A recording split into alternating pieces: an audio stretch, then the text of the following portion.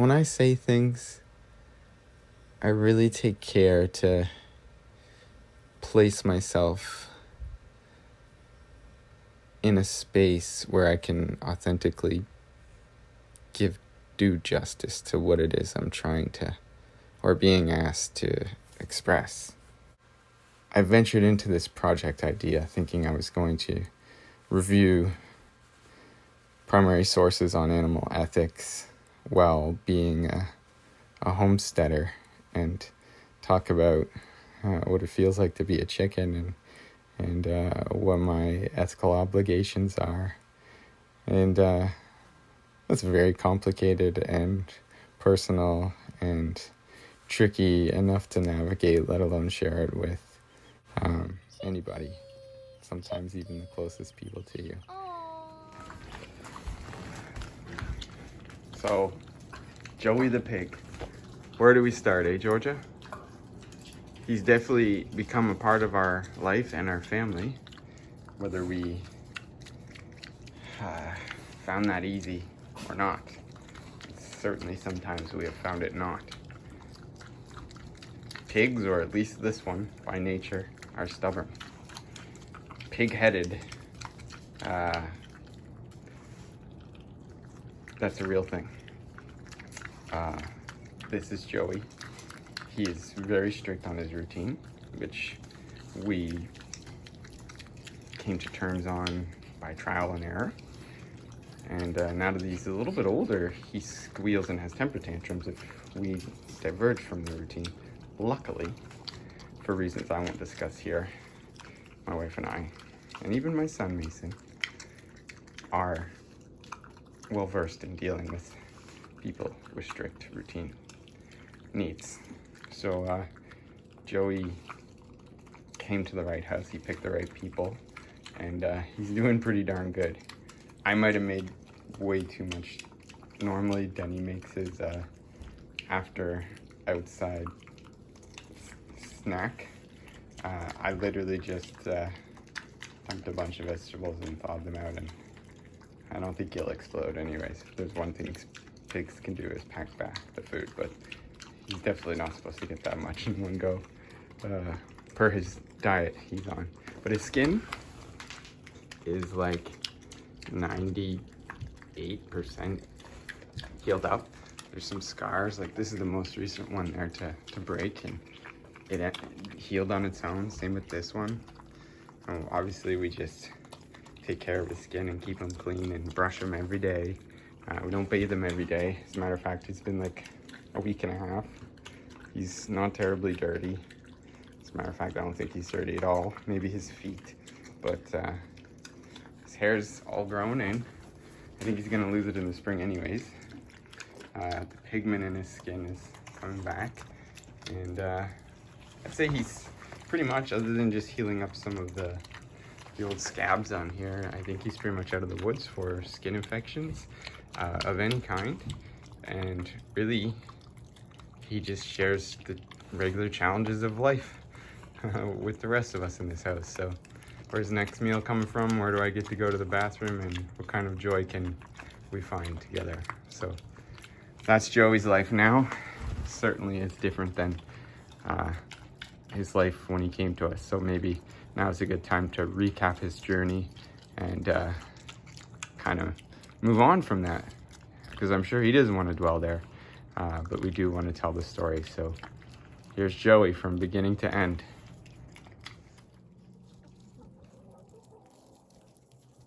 So we went to go get Joey on Boxing Day, and I suppose when we got him, he's about 6 months old. We drove to a place just outside of Halifax, down a road that was barely paved enough to safely drive across, and you had to go. It's similar to where I live, actually, out in the boonies, as they say. And we pulled into the driveway. The man was already in the driveway and had a small crate about the size of the pig, like a cat carrier size, with Joey in it. And he looked like he had bark made out of dry peanut butter. It's the best way I can describe what his skin or what was on top of his skin looked like. We were very clear as soon as we saw him that it was an emergency, and we said nothing but kind words to the man who handed him over and wished him well and left. The smell was something I don't ever want to experience again, and the drive from there back home was really long, and it was really cold, so the windows were up, and we dealt with it with smiles and laughter, and we got him home, and we just started bathing him.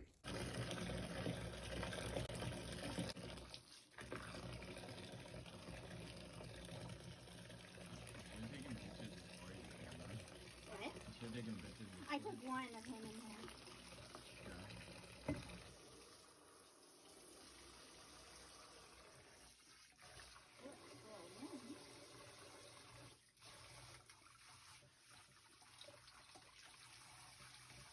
Every day, routinely, we would bring him up, bathe him, pick the gunk off, put lotion on him, and then we'd bring him to a blanket on the living room to just hang out for a bit. Then we bring him back down to bed, and we did that for weeks. Eventually his skin got good enough that we could bring him to the vet. And that's a good start to the story, I suppose. So the vet in Amherst was fantastic. I think they kind of fell in love with him too, and he started to get better. They put him on antibiotics, and eventually took him in for surgery to be neutered and to drain and put some drains in the larger abscesses. And the healing really began, and he just got better and better, and his personality shone through, and people, including people outside of our little house, have kind of fallen in love with him. So as I said, he's a part of our family now, and we're glad we got to be the ones that brought him back from the brink and from what must have been terrible suffering. So as I mentioned before, it became increasingly apparent to me that it is very personal to share how me and my family think about ethics and all the personal choices we have to make as it pertains to our own little family of creatures here in Joggins. And I still hope to be doing that in some way. But what it really turned into was, in my search and refresh in a lot of cases to various Eastern thought practices, I was reminded of all the gifts and practices and ways of thinking and ways of being aware of my mind and my body, and in a myriad of different ways. You know, tool belts filled with self-cultivation techniques and cautionary tales, and just the East is rich with tradition and available and long practiced and refined techniques of better understanding and equipping yourself to hopefully live your best life.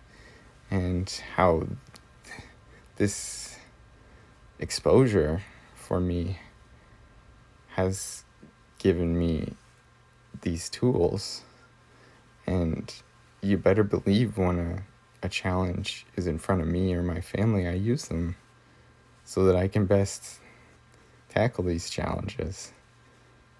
And I can attest that it seems to do the trick, and I can't think of what it would be like without knowing being made aware or being introduced to or given opportunities to practice, repeat, and in some cases fall in love with certain thinkers and doers from the past, and some that are still out there inspiring me as we speak. People who seem to see the potential in humanity, even if it's just their own, and even if all they hold is a belief that it's possible for others, that's enough for me to know that maybe I'm not alone. And that makes it easier to be a farmer and a father and a husband. And none of those things are easy. I only know what it's like to be me, and I can only imagine what it's like to be other people. But if you can get a hang of things or get help from something from the east, west, north, south, middle of nowhere, just take it. Take it respectfully and with gratitude, and cradle it and get to know it, and before you know it, it'll be a part of you. And then there's no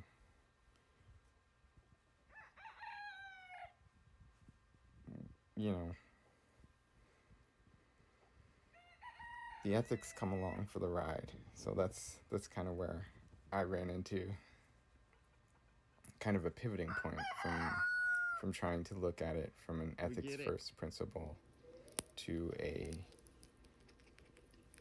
Gita-like cultivating your own resolve for the most